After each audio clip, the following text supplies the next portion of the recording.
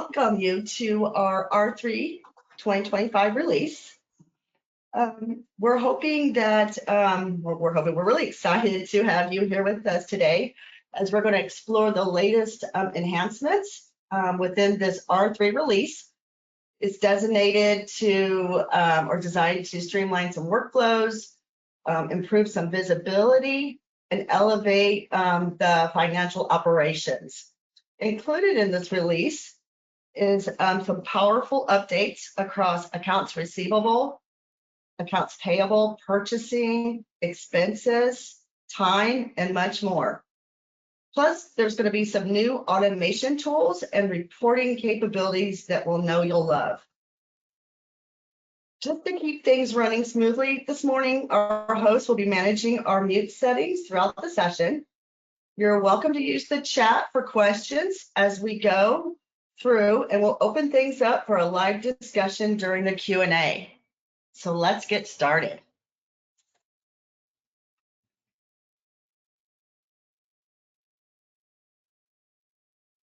Our Sage Intacct team consists of our Director Consulting, Christina Connors. Hopefully, if you guys had an opportunity to meet her, she's been with us for a few months now, and it's a great asset to our team. And our consulting team, me, Julie, and then we got Brooke, and I forgot to include a few others, so sorry. So the way that I split this out is by module, and so I'll take you through each of the sections. There's been a lot of enhancements with this release, and so obviously we can't cover everything within this hour. So I kind of picked the ones that I kind of liked, and I hope you can benefit from these two. The first two slides are going to be really important. I think we've communicated this a few times, but just really want to remind you the importance of authenticating and validating your email domain. You know, the word custom may be one that you think, oh, well, we don't have a custom domain, but anything at microaccounting, at UFS, any of those, that's a custom domain. And we really need to get that authenticated to help ensure we have uninterrupted emails, right? And so with this new enhancement change on how Sage is directing those emails, it really is going to reduce the chances of our messages getting marked as spam or not even reaching those recipients. I've had a few of those, and once we've authenticated their server, they start popping again. So it's very important. This new service or process will protect your domain from being phished and other fraudulent activities. So I'm not sure if you've ever received emails from a different, you can kind of see it in the @ sign if it's coming from a fake email address. But again, authenticating your email domain will minimize that. So what action is required? You can always reach out to us at Sage Intacct, our Sage Intacct email address, and I'll show that at the end.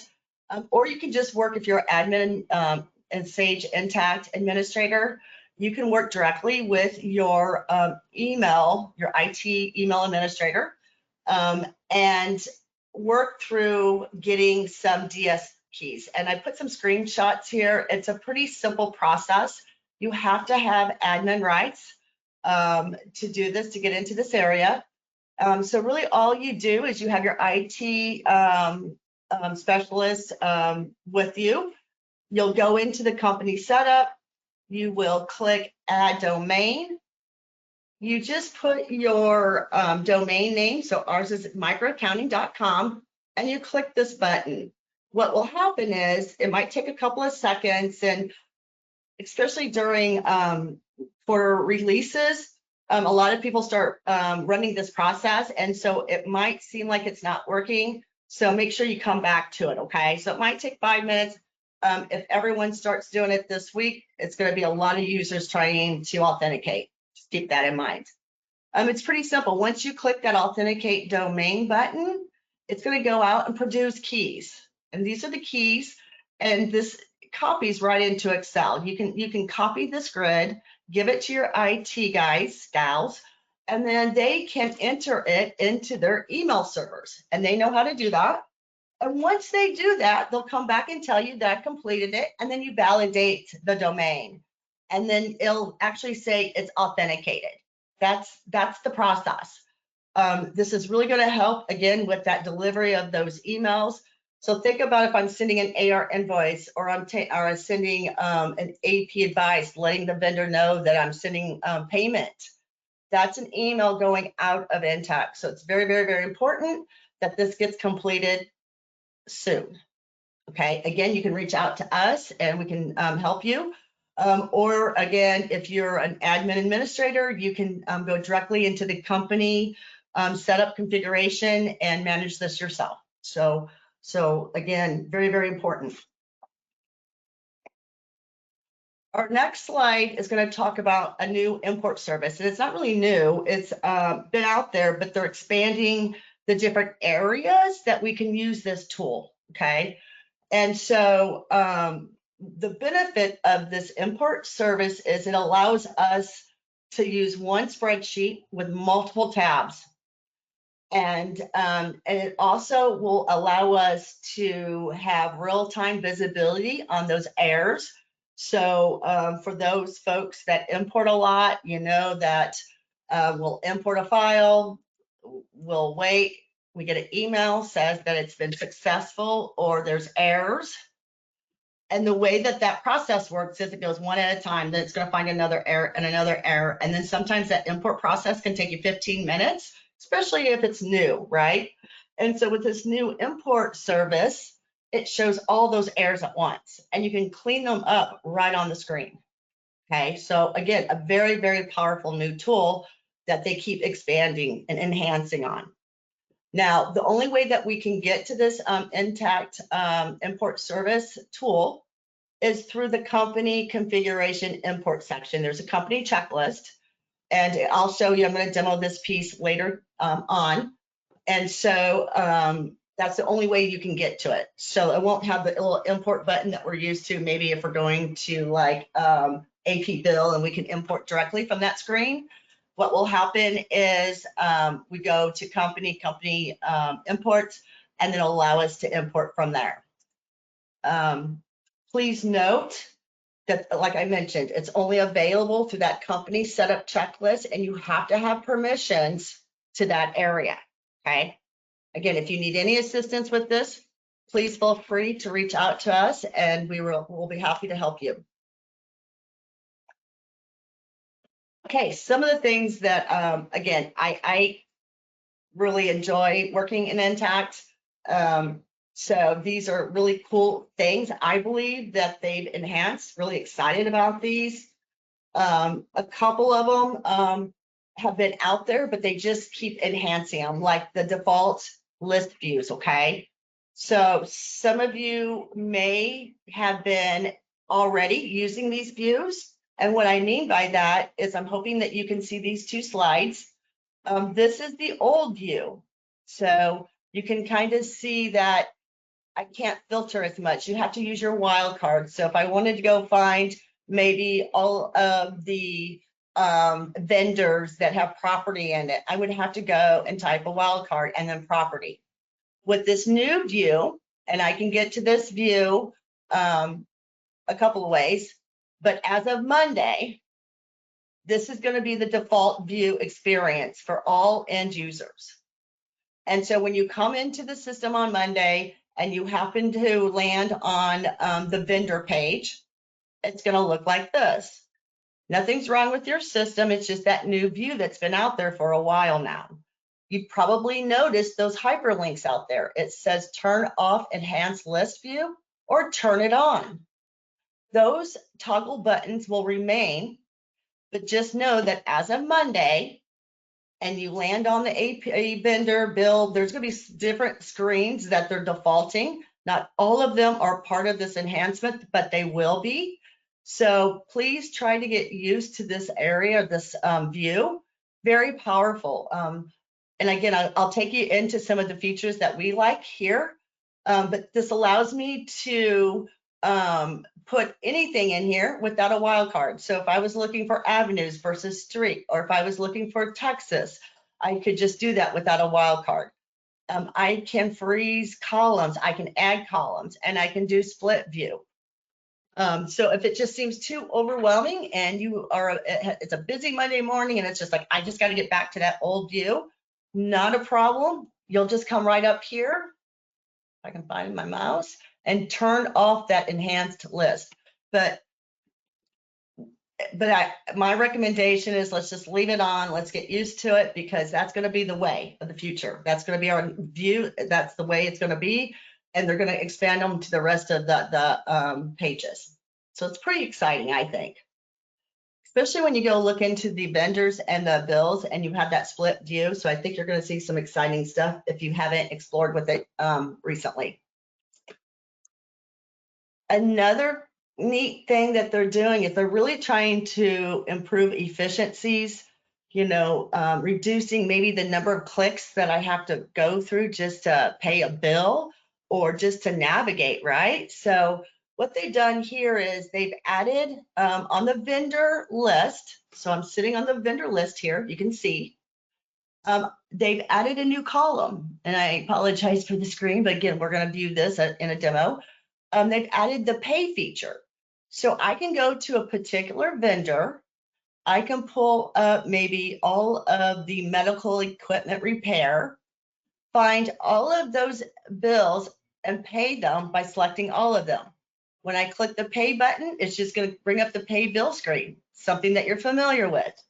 It's just a way to get to that quicker than going up into navigation, going into AP, going into pay bills, right? And then selecting them. You basically have already selected the bills that you want to pay by landing on the vendor list view page. Pretty powerful stuff. What's the key benefits? Obviously, it's going to reduce the number of steps just to pay that vendor. If I was on the vendor page anyway, looking for something, it keeps me on that page. I'm not getting out and coming back in. Again, it's just, like I said, it's going to improve the efficiency, and all of these actions are logged in the posted payment audit trail. So we still have that view, and we can still track those entries. Now, just some key points. This feature cannot be paid from the vendors list. There's some conditions where you can't do that. Some of those would probably be if the pay method is different. This is available at both the top and the entity level, so that's cool. And it's going to appear here whether it's paid or unpaid. So just really some neat enhancements to the pay list, or to the vendor list, using the pay feature. This is one of my favorites, I think, within this release.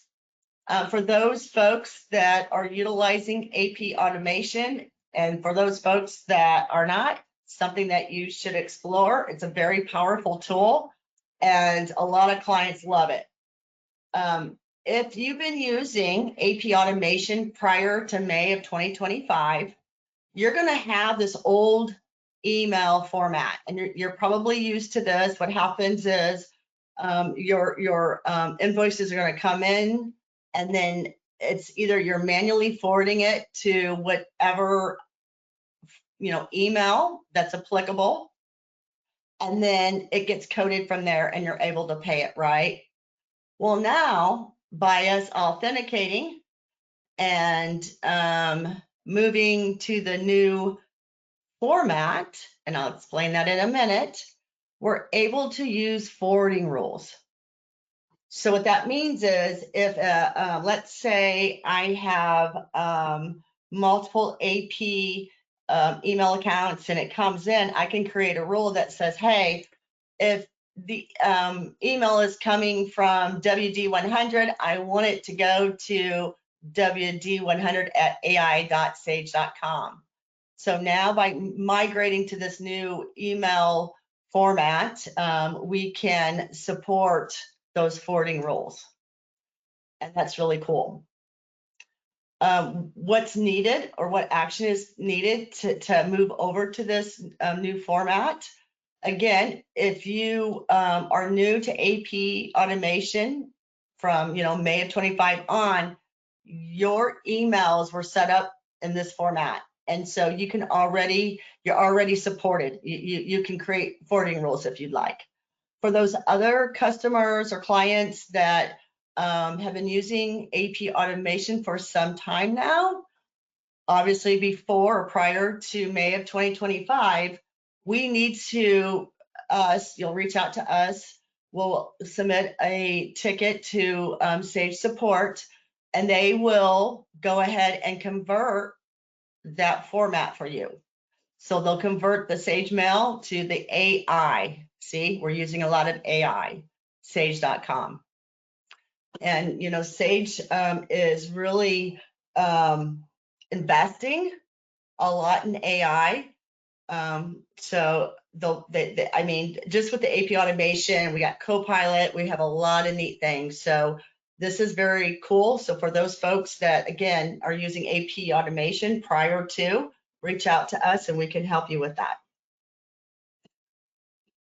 Another area that they're really enhancing is the AP approvals. They've opened up the ability to, or more powerful, I should say, because we've always had the delegate, but this is a little bit more powerful. And so now we can open up the delegate bill approval section in the AP configuration. So I have a screenshot here. You click this enable delegation. It's going to open up this screen, and then we're able to identify who that delegator is. And then me as a person in the approval chain, I will have a screen like this in my user preference that will allow me to say that I'm going to open up delegates. It's going to start from here to here. And so when I'm on vacation, any of those AP bills that need approved will go to whoever identified, okay? And then it will end based on the end date. So opening up some new rules to allow that delegation to work a little bit smoother. Let me see, some of the key benefits. Obviously, it's going to just, maintain that seamless bill approval workflow. It'll eliminate, delays. It allows the delegation to both individuals or user groups for flexible coverage, which is awesome. And then it's going to provide that visibility in those custom reporting tools that we have. It's also available, I see a typo, sorry, in the user interface and the API. Okay, now we're moving on to cash management. And again, those AI tools out there and bank rules and the whole banking process or feeds that they're really enhancing is becoming really, really powerful. And so now they're opening up even more views and more fields that will make this even more, it'll make it a little bit more easier to define these matching rules, these creation rules. And it's not really just us, it's the banks. The banks are actually opening up a little bit more of their data. So, we're dependent on the bank, and if the bank doesn't open it up, we can't get to it. And so the banks are really providing more banking details for us so that we can even have more fields to tailor our matching and our creation rules, right? So that's really cool. You can see some of the fields that they've added. So we could target off of payee details. We got category and subcategories that we can now see and filter against. We can even get to the short descriptions. So sometimes in those descriptions, there's value information that we can use to push it to the right place. And now they've opened that up, and the bank reference numbers too. So again, just making this process even more powerful and streamline that bank reconciliation process for us, right? And so basically for those folks that are using any type of, banking rules and you're importing or connecting directly to the bank, You can go into your bank transactions and you can create a new view. And again, we'll cover this in a quick demo, and then we'll save that view. And then those fields now can be used on the bank transaction page, and we can filter on that information. So again, that's a very powerful enhancement. So for those folks that want to explore bank feeds, reach out to us and we can have a conversation. This is another exciting piece for those folks that maybe need a balanced ACH file. They are opening up a new area. I shouldn't say new area, I should say new features, I guess. And they've opened up the ability now to have a balanced or unbalanced ACH file. And this is something that I'm really, really excited to see, because, you know, for those folks that are required or needed a balanced ACH file, typically had to use a third party, and now we have that feature available within Sage Intacct. So really excited. You will notice from the screenshot that under the bank file, and you have to be subscribed to the banking cloud. That's just part of the implementation setup. So if you're using ACH, you're probably most likely already subscribed. And so once we click on the bank file tab and we select the enable, this is the new feature right here, enable bank file payments. Once we do that, we have a new drop-down box, and these are the options that we have to select from. So this is again, very powerful enhancement, and it's exciting to see that Sage Intacct, you know, spends a lot of time and energy in putting these releases out. And about maybe 5 of them so far that I've noticed has come from either partners' ideas or your ideas, you know, you yourself. So that's awesome. So, you know, continue doing that, continue giving feedback, continue, you know, giving recommendations, because this is a way to improve your system. You're part of the solution. So really cool. Let's go talk about some AR stuff, okay? They're trying to keep, you know, things that they do in AP and incorporate those in AR too, right? Because if I see a feature in AR, I wonder why I don't have that in AP. So they're trying to keep those kind of the same, if you will. And so now, like, we had the ability to pay that vendor bill from the vendor list. We have the same ability to do it from a customer payment perspective. So now I can remain on the customer list. So I'm in AR, I'm in customers, I'm at that customer list view. And now I have a new column that will say apply payment. Same concept as accounts payable. I can go and filter, if I'm using especially my new view, I can filter on my customer. I can see what bills or what invoices are out there sitting for that customer. And then I can select them and receive payment. So again, just trying to streamline that process, minimize those clicks. And again, this feature is available at both the top and the entity level, okay? And then just like AP, you know, these actions will still be logged in the posted payment audit trail, and it's still going to keep you on this page after you apply the payment. So another neat enhancement. Just some other areas that I didn't define too much, but wanted to at least, you know, bring them to our attention.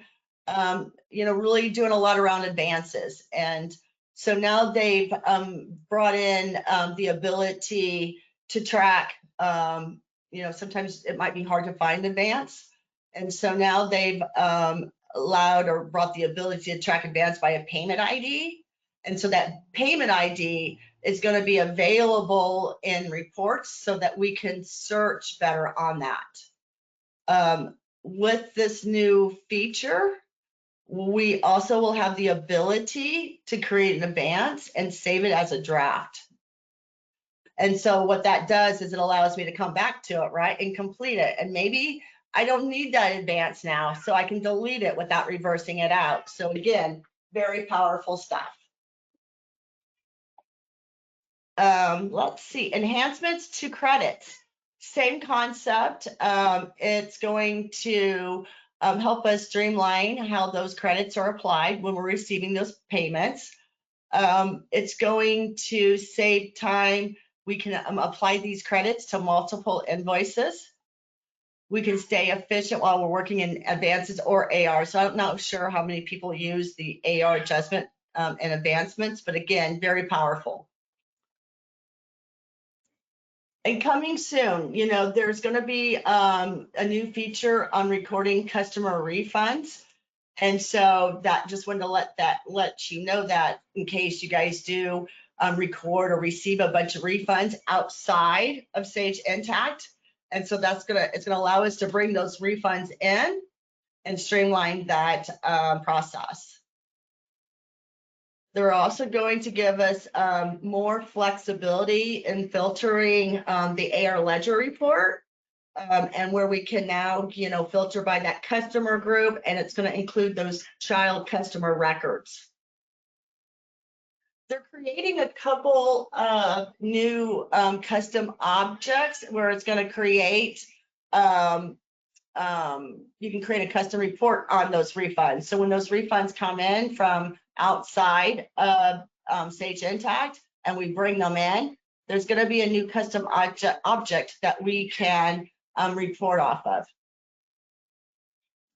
And then this is going to be able to deactivate those alternative accounts. So sometimes you might have a default AR account, you know, your AR account, but you want to use something else. And so you've identified an alternative. And with that, what that does is it allows you to deactivate it when not needed.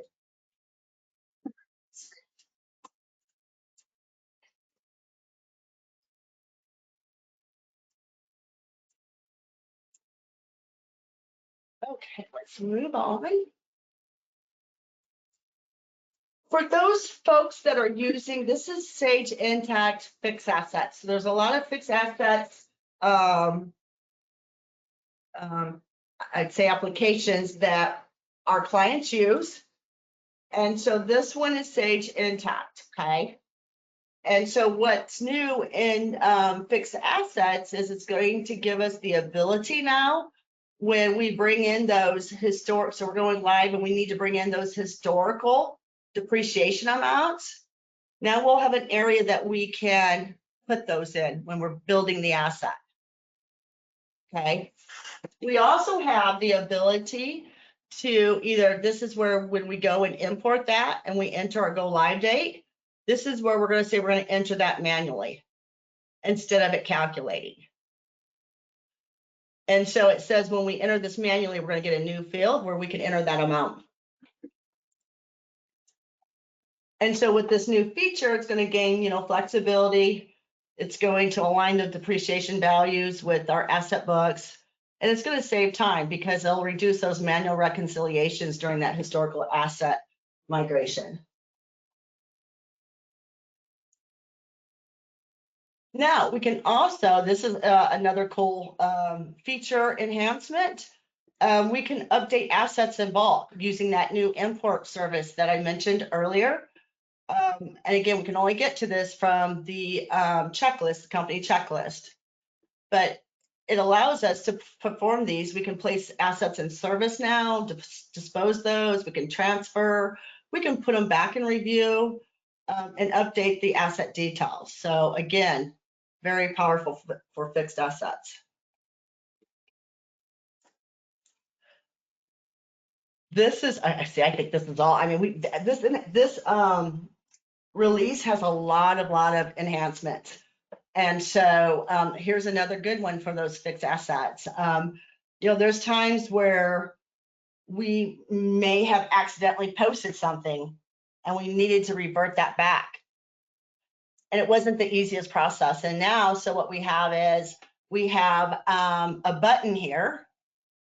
So we can go find those entries, select them, and revert back by a click of a button. So that's really going to save time. It's going to reduce those errors and obviously increase efficiency with that. And so that's coming out on Monday. All of this is coming out on Monday. And then just other areas within Sage Intacct. You can see there's a lot of information. And again, you guys are able to see the release notes. And so I pulled all of this from the release notes, and there's a lot more. But really some of the other key enhancements, the depreciation enhancements gives us the ability now to view those cumulative depreciations. And we can see that updated daily depreciation method. And so now the list page gives us features too, will allow us to do the edits and the adds right from the list enhancement page. So again, always expanding. Not a lot on GL this time, probably because we've, really enhanced this a lot. But one of the features that they've opened up on this one is when we go into like the journal entries and we view those entries, we can kind of see all of the top level transactions by marking those. Okay.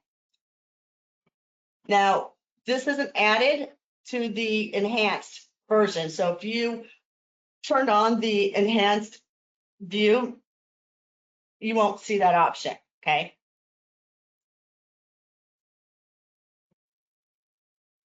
Just a couple other things. Again, it's giving us the ability, they're really focusing around those alternative AP and AR accounts.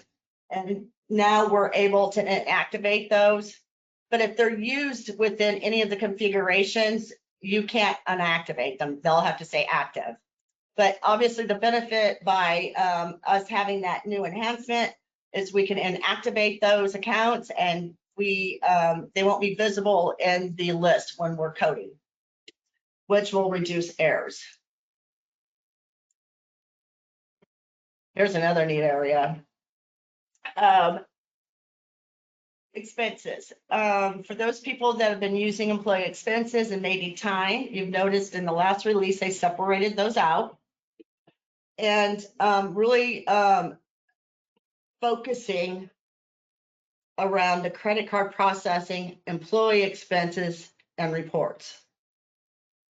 So now what you can do is, this is a new feature too, you can tie your electronic receipts per a line.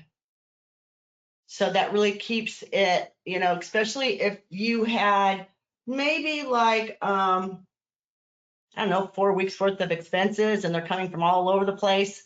Instead of going into the attachments and attaching all of them and then having accounting, determine which line it goes to, now I can add it right on the line item. So just to see what's new, now we can use credit card transactions and those receipts together in an employee expense report. We can link the credit card transaction with multiple receipts. That's going to help automate your employee expense creation process. We can create the credit card transactions automatically. So again, setting up those bank rules in cash management, and they're tightening this up and making, making more fields available for us to streamline this whole credit card process. We can link documents, like I mentioned, at the expense line. That's huge. And then we can even split those transactions now. So like, let's say I have a receipt that's going to have both my hotel, well, it's got a lot of stuff, hotel and maybe airline, and I can split those out and I can code those separately. So a lot of improvements around Sage expenses. And along with that is Sage time. And again, just put some key notes out here for those folks that may be using Sage time. But, key enhancements around timesheet entry. This is huge. You can calculate overtime now in timesheets. And then you have the ability, this is an early adopter. So again, look at new feature that they're working on is the ability to manage those employees' leave of absence, maybe, time off balances, leave requests. And it's just going to help that whole approval process workflow. So again, that's an early adopter. So you can see, new features being released next quarter. Okay. So with that, I'm going to go and I'm going to pause and I'm going to bring up Sage Intacct. And I'm going to show you some of these features here. I must have closed out of it. So let me just bring it up here. Yep. Let's bring it over.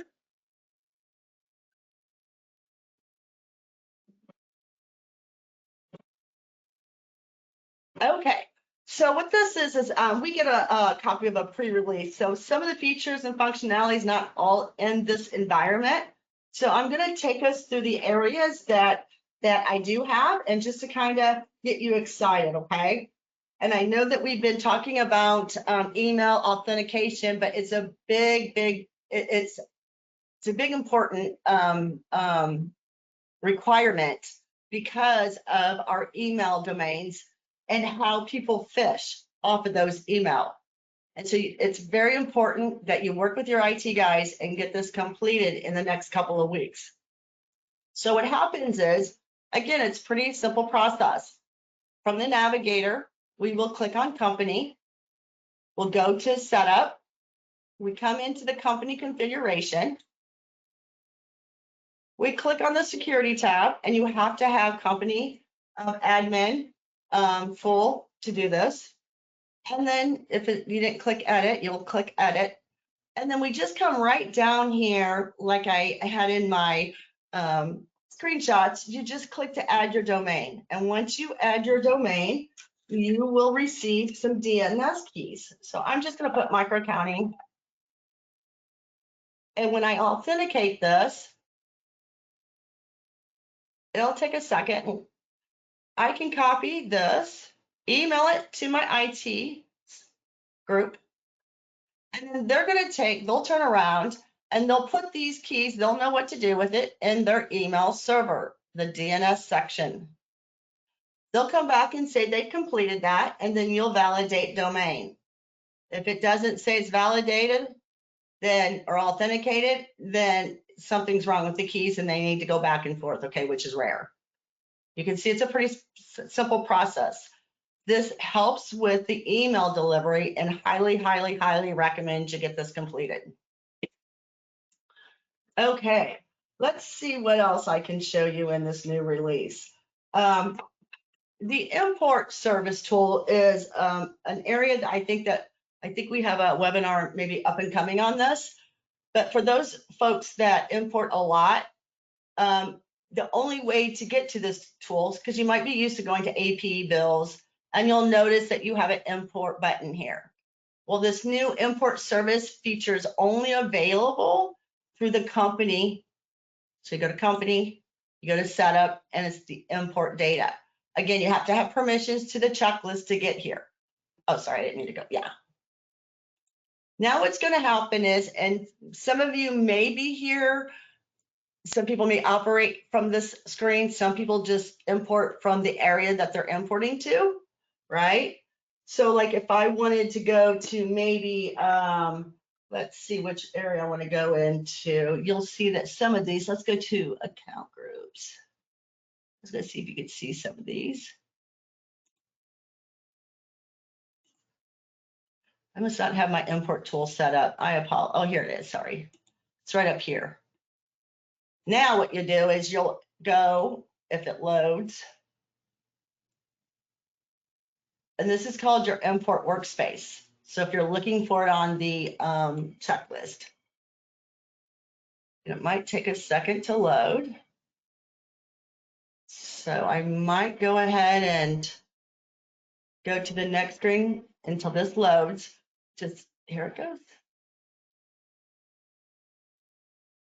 Just for a reminder for those folks, if you want to have multiple tabs going across, just a reminder, you can right click and you can duplicate, then you can have multiple tabs going across the top. For those folks that may not have seen this before, this has been out there for a while too. It takes a moment to get comfortable, used to it. There's all kinds of help topics over here that will help guide you, but you can see the different areas that they're building, and they're always building onto this list. not every component is available within the import service tool. So you can see where you can. Basically, you can create a template, you can create, and you can go through this process. It takes a hot minute, so I'm not going to go through all of it. We're going to have a webinar on this, but just know that they're opening more features, okay? And the biggest benefit of using this tool is that you get to see all your errors at once. You can correct those right here within the service tool, and then you can import. Whereas the old import process is it imports, it errors, you fix it, you import, it errors, and you fix it. So you can see the efficiency around this tool.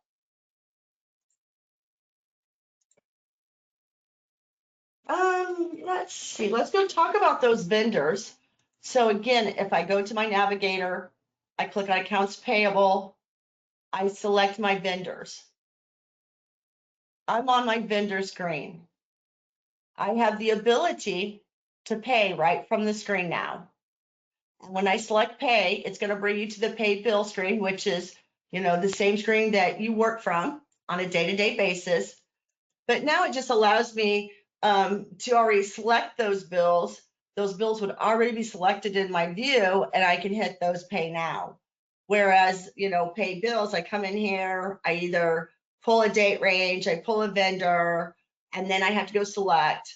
So it just kind of like, saves clicks. Once you close out of here, you'll land back on the vendor page. While we're talking about the pay feature, I'm going to roll into AR just so that you can see the pay feature there from a customer perspective. And so from the AR perspective, same concept. I can filter on a particular customer, find all of the invoices that I want to apply payment against. I can select them, and then I can apply the payment. Let's go talk about, and I shouldn't have jumped, but since we were talking about, payments and receiving payments, I'm going to jump back to AP. So I'm going to go back to the navigator. I'm going to go to accounts payable, and I'm going to go into the configuration. And what I'm talking about, or what I'm going to configure, is delegating a bill approval process. So I'll scroll down, and again, you have to have the right permissions, and we'll talk about that in a minute, just to reiterate that. But if you scroll all the way to the bottom within the configuration, if you have the proper permissions, I'm almost there. And if you're already using bill approval, these two buttons most likely would already be checked. But you're going to notice you also have the delegate. That's typical. But now what we have the ability to do is we can just assign that delegator right here. And once we assign that delegator, then the user, the end user that's going on vacation or out of the office, they'll come back up into the user preference. And then we'll scroll down and we'll see that the approval delegation, and it'll have, if I was part of the approval list, I would have the ability to say, hey, I'm out of the office from this date through this date. And so who's ever identified as my delegator will receive all of those bills for approval. And again, whoever is that delegator will be part of the audit trail. So once they approve something, they will be part of the audit trail. Let's see. Let's go talk about another neat area for those folks that aren't using bank feeds but may want to. If you go into cash management, again, you have to subscribe to cloud services, but under cash management, if you are subscribed, you have these other areas. You can import your bank file if you aren't able to connect directly. Or if you are, all of those transactions land in the bank transaction section. And now what happens is, if I have a new view or create a new view, and I select all of these fields, I can use those in my create or match rules or even assignment rules, creating something, right? From an AR perspective. So if I select all, and then I go and save it, and I just call this bank, something I can remember, I'll just say bank with all fields. If I would like anyone or everyone to see this, I'll select deploy. If I leave that unchecked, I'm the only one who would see this view, and I'm just going to save it.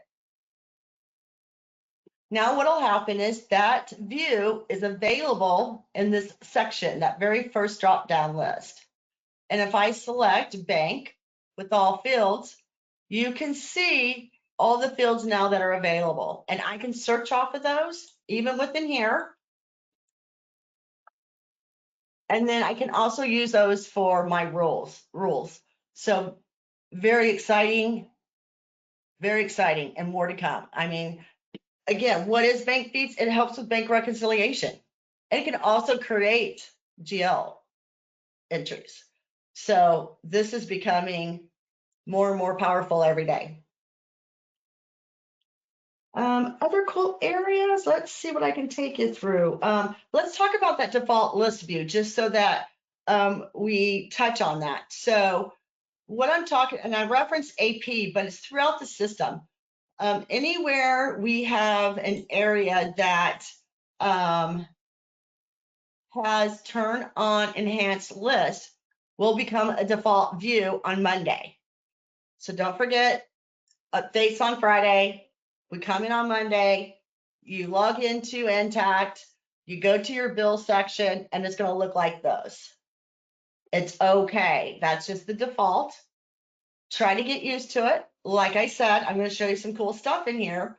So just to show you some buttons, this guy right here, this allows me to have a split view. What that means is, look at that. It's a split view.